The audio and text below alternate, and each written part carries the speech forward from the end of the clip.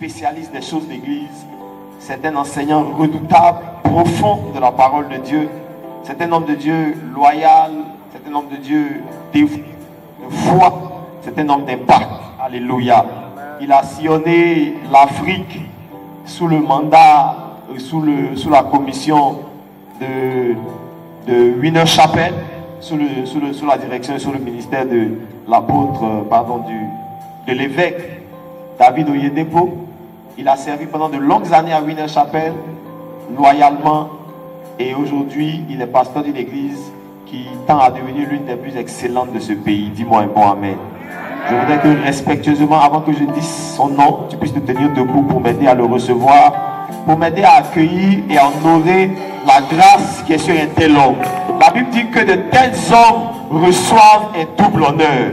Est-ce que tu peux tenir ton voisin debout par la main? Dis-lui, voisin, il y a des gens simplement qu'en honorant un jour, Dieu fera en sorte qu'on t'honore. Tiens-toi debout avant que je le présente. Et pour qu'il s'invite à ce pupitre, aide-moi à recevoir, peuple de Bridicité, le pasteur, le révérend pasteur Patrick Yoro, pasteur de l'église God Family. Acclame Dieu très fort pendant que son serviteur nous rejoint à la chaîne. Acclame le Seigneur. Acclame Dieu très fort pendant que l'homme de Dieu arrive. Acclame le Seigneur très fort. Acclame Dieu jusqu'à ce qu'il vienne.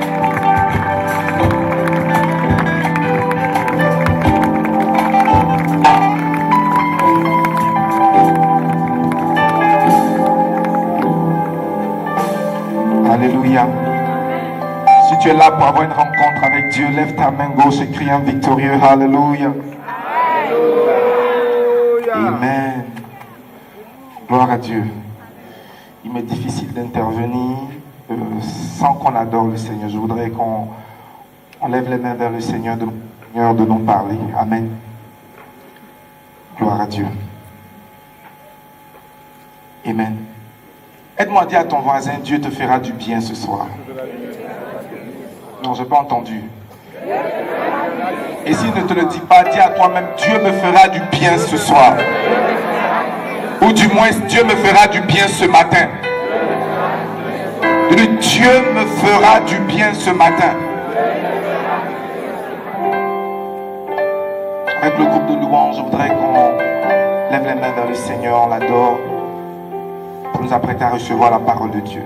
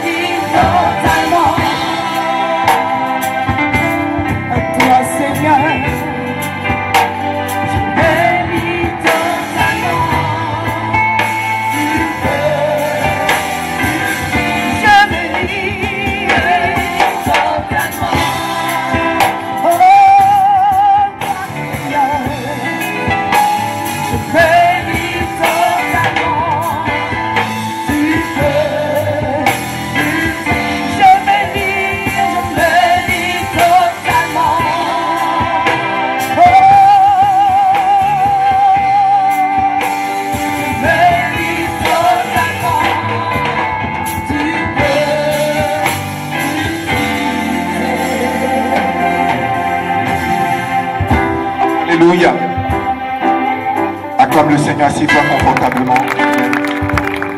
Amen. Es-tu prêt pour la parole ce matin? Je voudrais bénir Dieu pour le visionnaire de la communauté dans laquelle nous sommes, le très excellent Arnold Bognon. Amen.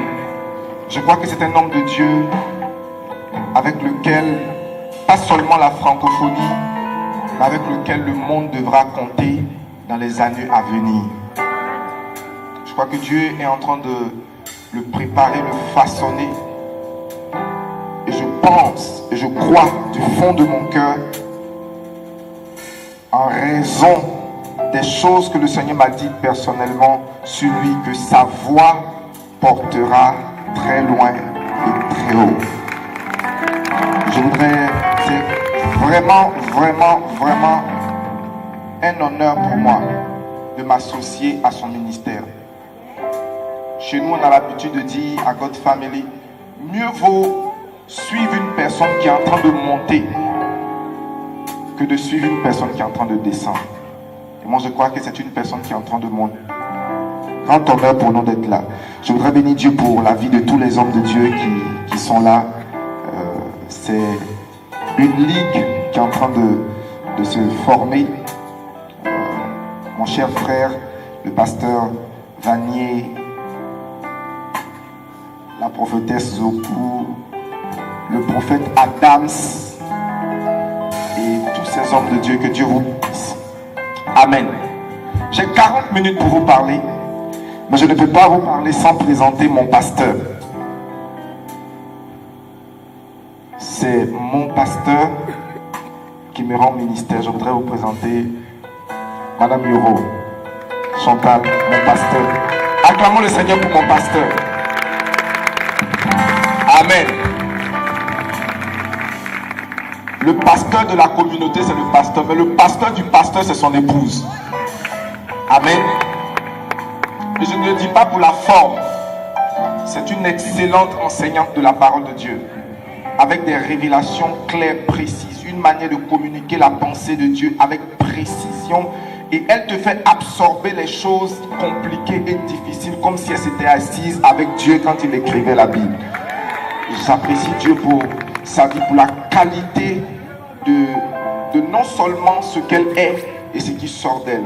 Je suis honoré aussi pour d'être associé à toi. Si jamais il y avait une autre vie, je te chercherai pour t'épouser. Que Dieu te bénisse. Amen. Le thème de mon message, je vais le donner en 40 minutes. Le temps. Le thème de mon message, c'est Ephata. Dis à ton voisin Ephata. J'ai pas entendu. Ephata. Ce texte est tiré du livre de Marc, le chapitre 7. Nous allons lire 5 versets. Du verset 31 jusqu'au verset, je vais m'arrêter à 34, donc on va lire juste 3 versets. Jésus quitta le territoire de Tyr et revint par Sidon vers la mer de Galilée en traversant le pays de la Décapole. On lui emmena un sourd qui avait de la difficulté à parler et on le pria de lui imposer les mains. Il le prit à part, loin de la foule, lui mit les doigts dans les oreilles et lui toucha la langue avec sa propre salive. Puis, levant les yeux au ciel, puis ouvrant les yeux au ciel, il soupira et dit Ephata, c'est-à-dire ouvre-toi. Aussitôt, verset 35, ses oreilles s'ouvrirent, sa langue se délia et il parla très bien. À compter de ce soir, tout ce qui était difficile pour pour toi va commencer à marcher parfaitement. Oh, j'ai pas entendu ton amen. Je dis, ce qui était difficile pour toi va commencer à marcher parfaitement. Je voudrais commencer par vous dire que le ciel n'a pas besoin de la terre, mais la terre a besoin du ciel pour exister. Imaginez ce que serait la terre sans le soleil, sans la lune, sans la pluie. Essayons ensemble de nous faire une image d'une terre sans soleil, d'une terre sans pluie, d'une terre sans lune, d'une terre sans tout ce que le ciel contient. Ce serait une terre misérable. Le ciel peut vivre, le ciel peut exister sans la terre, mais la terre a besoin du ciel. Et bien aimé, de la même manière qu'il y a un ciel physique, il y a un ciel spirituel. Et de la même façon qu'il y a une terre physique, il y a également des terres spirituelles qui ont besoin. Ta vie sans un ciel ouvert est semblable à ce qu'aurait été la terre sans le ciel, sans la lune, sans la pluie. Vous savez, peu importe ce qu'un planteur, un sémeur sème en terre, tant que la pluie ne vient pas, cette semence ne va pas germer. Regardez, dans cette histoire, les gens connaissant la puissance miraculeuse de Jésus vont voir un homme qui était en difficulté depuis très longtemps. Il était sourd et il était comment? Muet. Il n'arrivait pas à parler et il n'arrivait pas à entendre. Et on a emmené cet homme-là à Jésus. Et quand Jésus doit intervenir dans la vie de cette personne, la Bible dit il le retire de la foule. Il le retire d'un enseignement commun. Il le retire d'un point de vue commun. Il le retire de tout ce que tout le monde... Il le retire de la foule. Il l'isole. Vous savez, quand Dieu doit faire quelque chose de prodigieux, il vous sélectionne. Il vous met à part. Donc le Seigneur l'emmène à part. Et dans cette intimité, Jésus va faire 2 gestes, sinon 3. Il va prendre sa propre salive. Oh, combien j'aurais aimé avoir la salive de Jésus sur ma langue. Il va prendre sa salive, toucher la langue du monsieur et mettre ses doigts dans ses oreilles. Mais avant de le faire, la Bible dit il va lever les yeux vers le ciel et il va dire Fata, ouvre-toi. Si nous regardons de manière négligente ce texte, nous serons tentés de penser que Jésus s'adressait aux oreilles du monsieur, puisque après qu'il ait parlé, ce sont ses oreilles qui s'ouvrent. Mais non, la condition terrestre de cet homme était liée à sa condition céleste. Ses oreilles étaient fermées parce que certainement quelque chose dont Christ devait s'adresser était fermé. Il regarde l'homme et il lui dit ouvre-toi. À quoi est-ce que Jésus s'est adressé? Dis avec moi au ciel. Tant que le ciel ne s'ouvre pas, ton mariage ne va pas s'ouvrir. Bien-aimés, nous pouvons faire les mêmes choses, mais nous n'allons pas avoir les mêmes résultats parce que nous ne pourrons pas sous le même ciel. Quand le ciel de ce sourd muet s'est ouvert, il a commencé à parler. La Bible ne dit pas bien. La Bible dit il a commencé à parler comment? Très bien. Quand vous allez dans le livre de Daniel, je survole beaucoup de choses. Le peuple d'Israël était en esclavage pendant longtemps. Et le décret qui devait les libérer devait être signé dans une certaine ville. Mais la délivrance tardait. Ils ont tout fait. Ils ont tout essayé. pour obtenir la délivrance. Rien ne s'est produit. Et au bout de 21 jours, un ange va venir leur dire que votre condition terrestre n'est pas seulement terrestre. Elle ne vient pas seulement d'un sorcier au village. Vous n'avez pas à vous occuper du village si votre ciel est ouvert.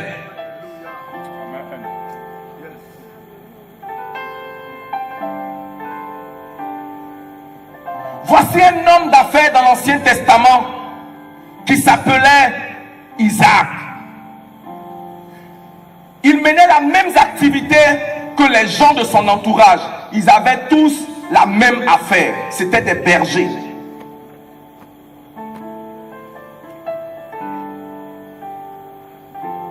Et Isaac va créer un système d'irrigation parce qu'il y avait de la sécheresse. Et Dieu lui dit, sème dans ce pays. Il devient riche. Et les gens ont commencé à l'envier. Vous savez quoi? Avant, je lisais ce texte avec négligence. Mais je me suis rendu compte que les gens ont commencé à imiter Isaac. Mais ils ne pouvaient pas imiter ses résultats. C'est-à-dire qu'ils observaient Isaac. Quand il creusait un puits, eux aussi venaient à côté. Ils creusaient leur puits. Mais plus ils creusent, il n'y a rien. Mais dès que Isaac vient, qu'il se met à creuser, il y a de l'eau. Tout simplement parce que Isaac opérait sous un ciel comment? Ouvert.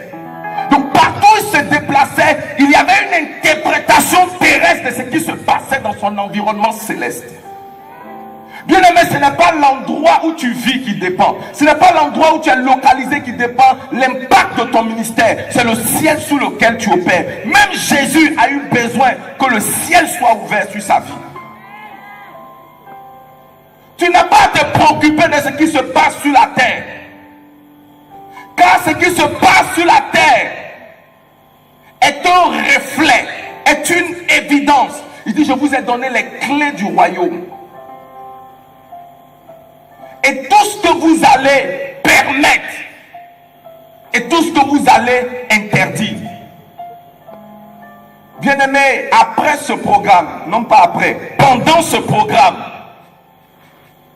si tu avais été malade, retenu, ton ciel fermé, comme ce paralytique, et que tu étais en train de lutter dans l'obscurité, je proclame dans le nom puissant de Jésus-Christ de Nazareth que ton ciel s'ouvre à compter de cette nuit dans le nom de Jésus.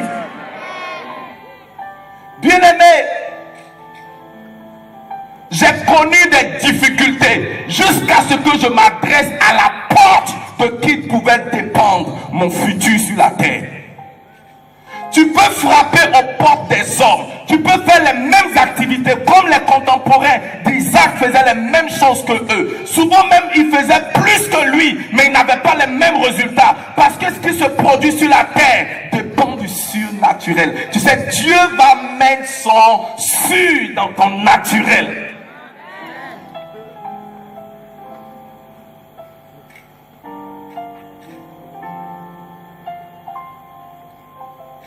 La première fois que le ciel s'ouvre, je pense, je vais dire la seconde fois, je reviendrai tout à l'heure. La seconde fois, c'est lorsque le jeune Jacob fuit son frère et qu'il va dans un pays lointain rencontrer son oncle Laban. La Bible dit, pendant qu'il fuit, il est épuisé.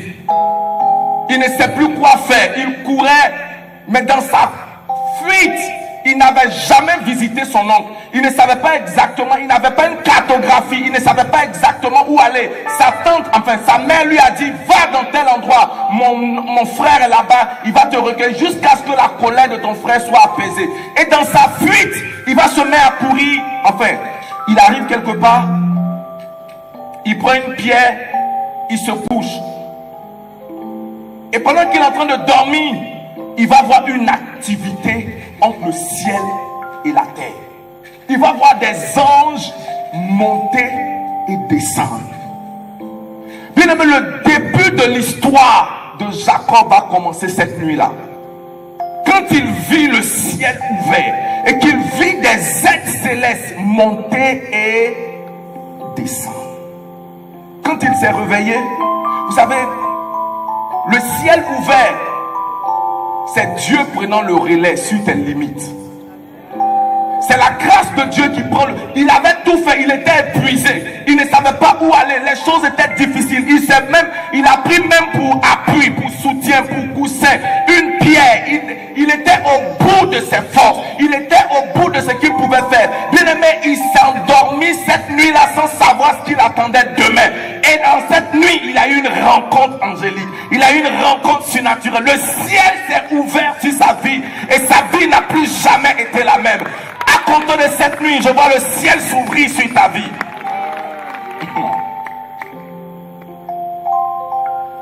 Quels sont les produits du ciel?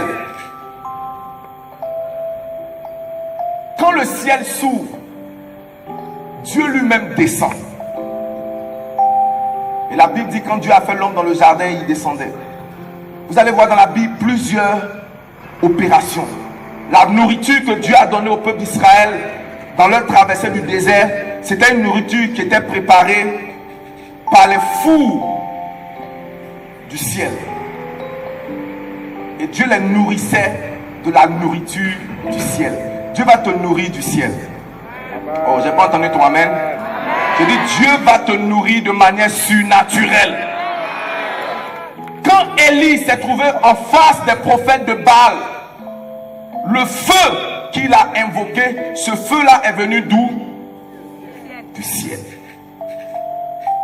Les bénédictions, le Saint-Esprit. Jacques va plus loin dans le livre de Actes, dans le livre de Jacques chapitre 1, le verset 17. Il dit toute grâce excellente, tout don parfait viennent d'en haut, du ciel, du Père de lumière, chez lequel il n'y a ni changement ni honte de variation. La religion nous dit que nous avons besoin de mourir pour arriver au ciel afin de jouir des bienfaits du ciel. Mais la foi chrétienne dit que nous pouvons emmener le ciel dans notre réalité terrestre. Oh, j'ai pas entendu ton amen.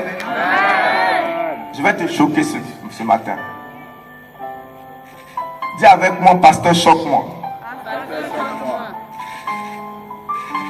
Quand je serai au ciel, je serai bien. Quand je serai au ciel, je serai consolé. Quand je serai au ciel, je n'aurai plus la maladie. Quand je serai au ciel, il n'y aura plus la honte. Quand je serai au ciel, Dieu dit, c'est une pensée religieuse et babylonienne de reporter ce que Christ a fait pour ouvrir le ciel à plus tard. Tu peux importer le ciel dans ta vie maintenant. C'est pourquoi il dit quand vous priez. Mais ce qui m'intéresse encore pour la troisième chose que je voulais dire, c'est que depuis le début, depuis le commencement, il y a toujours eu des activités intenses entre le ciel et la terre. Des anges qui visitaient la terre. Dieu qui visitait la terre. Mais ce voyage, ou alors cet échange-là, on a toujours pensé que c'était un échange dans un sens unique. Que c'était un échange du ciel vers la terre. Paul nous parle par exemple de ce qu'il appelle la sagesse d'en haut. C'est une sagesse supérieure. Elle est pure, elle est sans tache. Et il dit il y a la sagesse qui vient de l'enfer et il y a la sagesse terrestre. Ce sont les trois différentes origines de tout ce que nous pouvons voir sur la terre. Tout ce que tu as un mariage qui vient soit de l'enfer, qui vient soit de la terre ou qui vient du ciel. Voilà les trois origines. Et Paul dit, nous avons cette sagesse qui nous vient du ciel. Il n'est pas étonnant de voir des anges visiter la terre. Mais savez-vous que dans la Bible, nous avons plusieurs exemples où Dieu ne voulait pas seulement que son royaume ou alors les anges descendent sur la terre, mais également qu'il y ait un transfert des hommes vers le ciel sans qu'ils ne soient calés là-bas.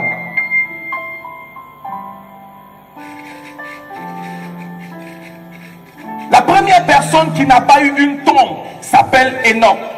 La Bible dit il marcha avec Dieu, littéralement. Pas seulement dans la parole de Dieu, mais il était l'ami de Dieu et à un moment donné, Dieu l'a pris.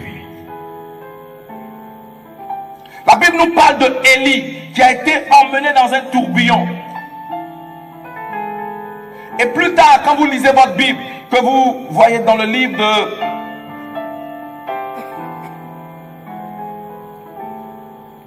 Dans le livre de 2 Corinthiens chapitre 12, le verset 2, Paul parle d'un homme. Et moi je crois qu'il parlait de lui. Regardez ce qu'il dit. Il dit, il y a eu un homme qui est monté jusqu'au 3e ciel. Était-ce dans son corps? Je ne sais pas. Était-ce hors de son corps? Je ne sais pas. Mais je sais une chose, cet homme a visité les cieux. Et il est revenu.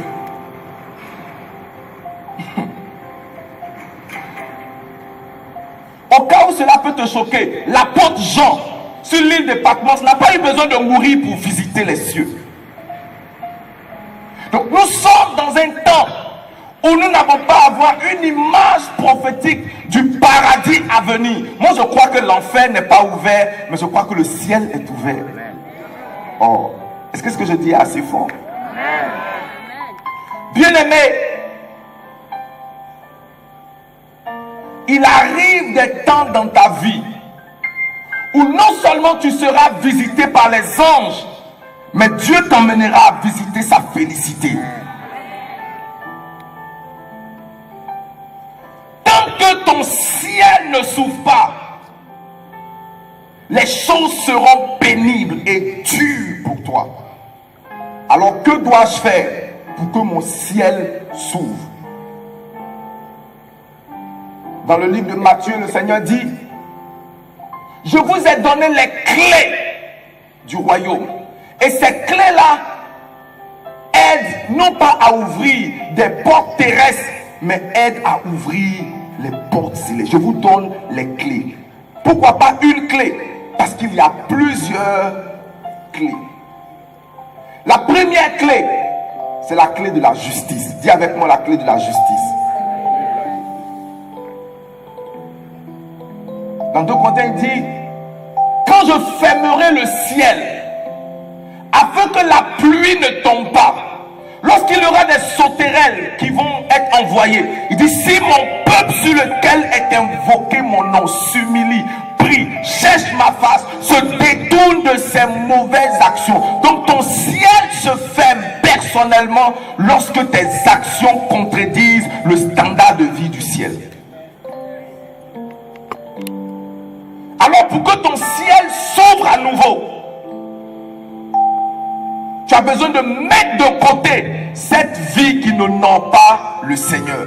Quand ils se seront détournés, Dieu dit, moi j'ouvrirai le ciel à nouveau. L'ange de l'Éternel, donc ces envoyés du ciel, ont le droit de garder ceux-là qui craignent l'Éternel. Bien-aimé, quand tu marches dans la justice et sous la couverture du sang de Jésus, partout où tu arrives, les situations te sont favorables. Tu as manqué une belle occasion de dire Amen. Même tes ennemis te favorisent. La deuxième chose, pour que ton ciel s'ouvre, dis avec moi la prière. Avec plus de conviction. La prière. La prière. Pendant qu'il priait, le ciel s'ouvrit. Élie était un homme de la même nature que nous. Il pria avec ferveur que le ciel s'ouvre et le ciel s'ouvrit.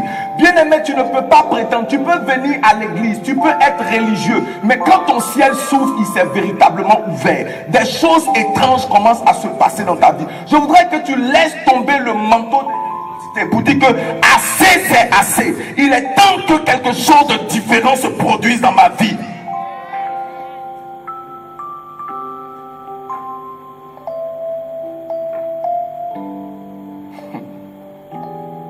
J'aime Gédéon, qui lorsque l'ange lui a dit, vaillant héros, le Seigneur est avec toi, il lui a dit, si le Seigneur était avec nous, pourquoi toutes ces choses nous sont-elles arrivées? La raison pour laquelle beaucoup opèrent sous un ciel fermé, c'est parce qu'ils ne savent pas quoi faire pour ouvrir le ciel. Beaucoup de personnes sont spirituellement paresseuses. Elles sont comment? Paresseuses. On n'est pas prêt à prier 1 heure de temps. On n'est pas prêt à se tenir devant Dieu. Et on frappe à la porte des hommes qui ont besoin que le ciel s'ouvre. Bien-aimé, au lieu de frapper devant une porte terrestre, rassure-toi que la porte du ciel soit ouverte. Et si la porte du ciel est ouverte, ne t'inquiète plus des portes terrestres. Et la prière est une clé essentielle.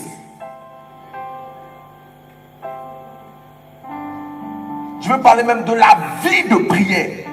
Si vous voyez un homme qui opère par des signes extraordinaires, vous voyez des choses étranges comme les choses du temps passé, le feu qui descend du ciel, des miracles, des signes et des prodiges extraordinaires, des finances étranges. Si vous observez bien la vie de cet homme, c'est un homme de prière. C'est un homme de jeûne. C'est un homme de jeûne et de prière. La troisième clé, c'est ton argent. Dis à quelqu'un ton argent. L'argent a cette force d'ouvrir le ciel. Quand Dieu parle de la dîme, il dit, un homme trompe-t-il Dieu? Et moi je vous dis, vous me trompez dans vos dîmes, dans vos offrandes. Il dit, apportez à la maison du trésor toutes les dîmes et les offrandes. Et il dit, mettez-moi de la sorte à l'épreuve. Et vous verrez. Qu'est-ce que vous verrez? Si je n'ouvre pas pour vous les écluses des cieux. Bien-aimé, tu sais, quelqu'un peut fermer la porte d'un emploi pour toi, mais est-ce qu'il peut fermer le ciel pour toi? Tu as une voie de sagesse pour rendre tes concurrents malades, pour rendre les personnes jalouses malades. Parce que quand elles pensent d'avoir fermé une porte, toi tu as la clé qui ouvre toutes les portes. Tu ne travailleras pas dans cette entreprise. Oh, gloire à Dieu, Dieu n'a pas fermé les portes sur ma vie. Tu n'entreras pas dans cette maison. Gloire à Dieu, il a quelque chose de meilleur pour moi. Car je sais ce qu'il faut pour toujours garder mon ciel et mes portes ouvertes. Et si mon ciel est ouvert au-dessus de ma vie, je suis convaincu que les portes seront ouvertes autour de moi. Et en réalité, les portes qui se ferment devant moi sont celles dont Dieu veut me préserver. Il n'utilise que ces personnes-là comme des prétextes pour me protéger. Donc la dîme n'est pas une faveur que je fais à l'église, une faveur que je fais au pasteur. C'est une faveur que je me fais à moi-même. C'est une transaction céleste pour garder mes cieux ouverts. Mettez-moi de la sorte. Vous savez pourquoi beaucoup de pasteurs transpirent sans finance? Parce qu'ils ne payent pas leur dîme. Et les portes qui ouvrent le ciel ne répondent pas au titre.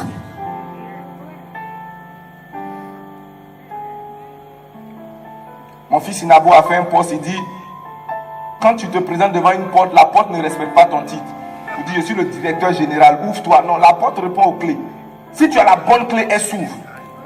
Est-ce que je peux rendre témoignage? Parce que je paye ma dîme avant de venir à ton programme, pasteur. Depuis ici à ma retraite, on me poursuit. Pasteur, pasteur, pasteur, pasteur. Une famille m'appelle et je me rends là-bas tout à l'heure. faut qu'il partage le témoin à ma femme là-bas, moi, de rendre public. Mais comme c'est la prédication, une enveloppe enceinte de jumeaux. C'est pas que tu n'as pas compris mon expression. Quand tu ne fais pas ce qu'il faut pour que le ciel s'ouvre, les choses deviennent pénibles pour toi. Il n'y a rien que ce sourd-muet pouvait faire. Même si on lui faisait une éducation pour parler, ça ne pouvait pas. Ça ne va pas résoudre son problème. Tout ce dont il avait besoin, c'est que Fata. Ton mariage est bloqué. Quand il reste 3 mois, la personne ne te voit plus ou bien elle disparaît, elle perd contact avec toi. Tu as besoin d'un Ephata. Ouvre-toi. Ouvre-toi. Ouvre-toi. Et je vis le ciel ouvert. Seigneur, je ne veux pas opérer sous un ciel fermé. Je ne veux pas lutter avec les hommes auprès des hommes. Seigneur, je veux lutter avec un ciel ouvert où les hommes compétissent pour dire je veux te bénir. Quand le monsieur m'a appelé, il dit pasteur, il faut que cette enveloppe-là ne dorme pas avec moi aujourd'hui. L'enveloppe ne doit pas dormir. Ça fait 3 jours que je te cherche. Ton numéro ne passe pas. Viens, il faut que je me débarrasse de ça. Il dit non, je suis en train de faire cours de l'école de Joseph. Il dit non. Viens maintenant. C'est comme ça qu'on te poursuit à le Malakai.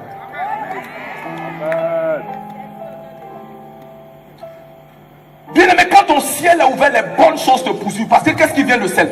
Tout don parfait, toute grâce excellente viennent d'en haut. Et parce que ça vient d'en haut, cela te poursuit. Et comme rien de mauvais n'a la place au ciel, ta vie devient une représentation, une ambassade du ciel où rien qui vient de l'enfer ne peut t'atteindre. Dis à quelqu'un, je suis un citoyen du ciel. Oh, j'ai pas entendu dire, je suis un citoyen du ciel. C'est pourquoi il dit, peu importe là où tu vis, tout dépend de ta citoyenneté. Je vous donne les clés du royaume. Et peu importe là où vous êtes, que vous soyez dans le ciel ou sur la terre, si vous faites usage de vos clés, tu peux être sur la terre et commander que le ciel se produise dans ta vie. Il dit, je vous donne les clés du royaume. Et je vous dis, ce que vous allez... Oh mon frère. Les sacrifices. Salomon sacrifia à Gabon ce que personne avant lui n'a sacrifié. Et Dieu lui a dit, mon fils, demande-moi tout ce que tu veux. Ah Dieu, ça veut dire je t'ouvre mon ciel. Demande-moi. Demande-moi. Je vais revenir à là tout à l'heure. Mais je vais terminer. Je ne sais pas si mes 40 minutes sont arrivées. Mais j'avais voulu juste survoler les choses et puis nous préparer à recevoir l'enseignant tout à l'heure. Une des choses qui ouvre le ciel, c'est ta proclamation, ta déclaration.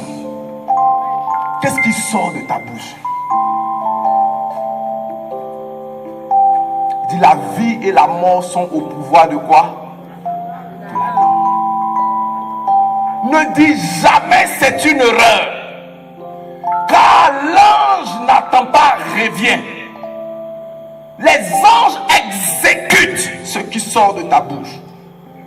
Alors choisis soigneusement ce que tu déclares sur ta vie, sur tes finances, sur ton mariage, sur ta santé. Ce n'est pas une blague parce que ta bouche n'est pas autorisée à blaguer.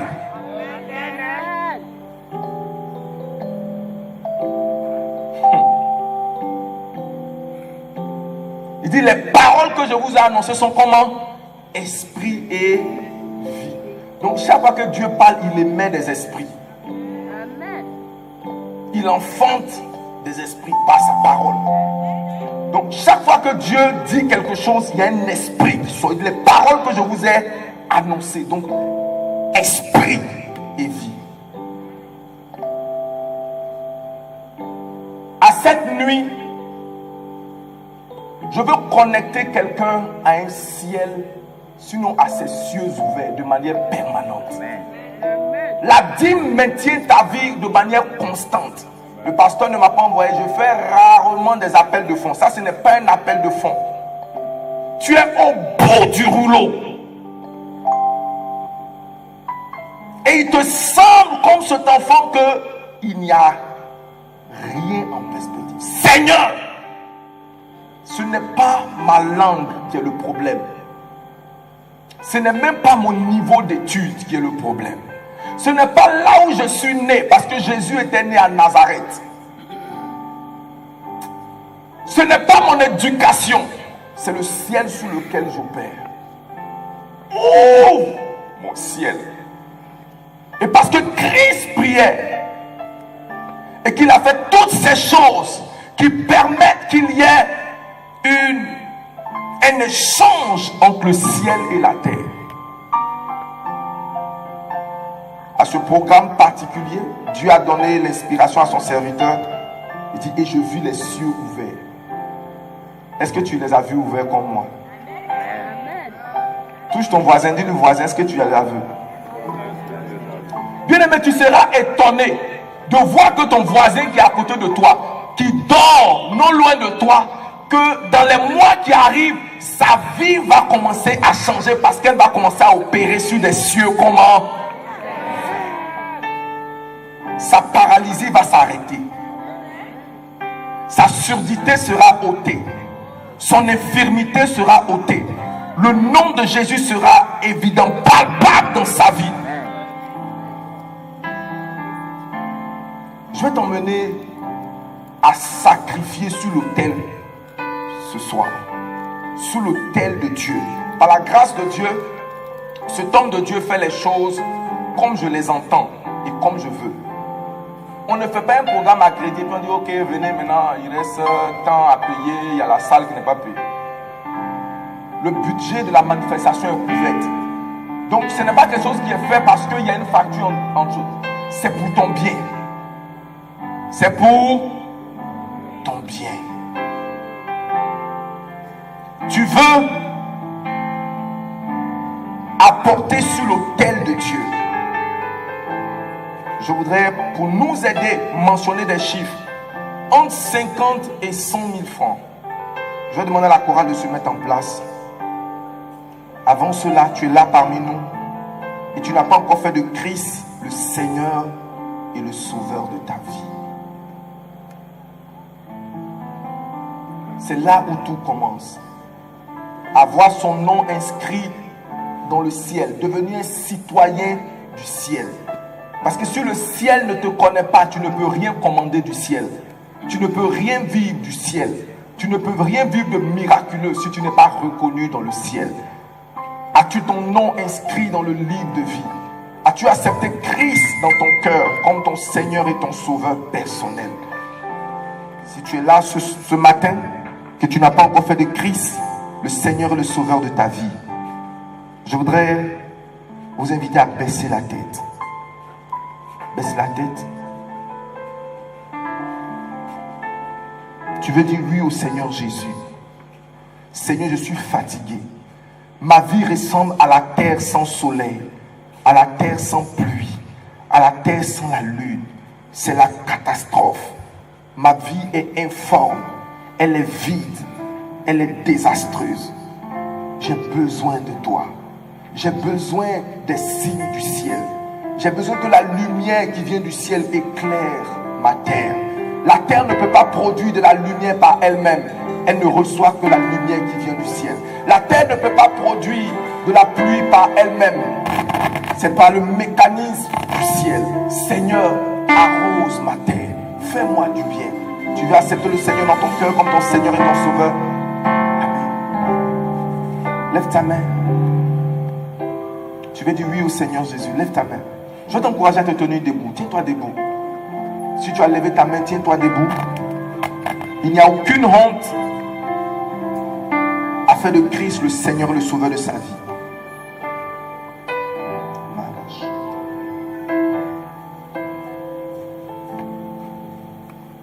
Maintenant que tu as tenu debout, viens devant pendant que la chorale est. Viens, je vais prier avec toi.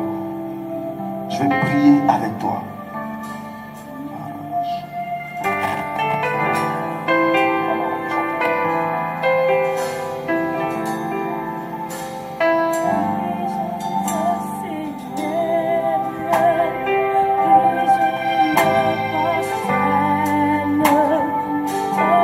Viens mon frère. S'il vous plaît, approchez-vous. Vous n'avez pas à vous rasseoir. Venons devant. Venons au Seigneur. Alléluia. Merci Seigneur.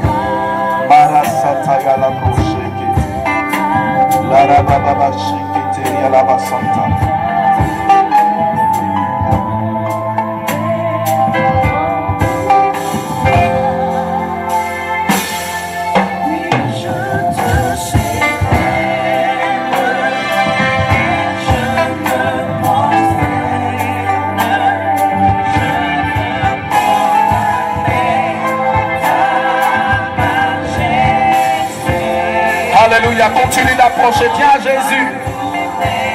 Merci Seigneur pour ta grâce. Merci pour ta fidélité. Merci parce qu'ils sont reconnus dans le ciel.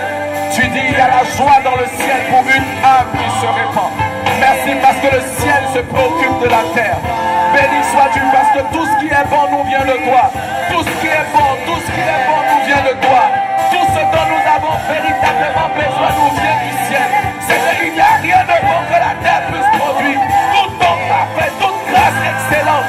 Tu as dit celui qui vient d'en haut est au-dessus. Père, nous bénissons ton nom.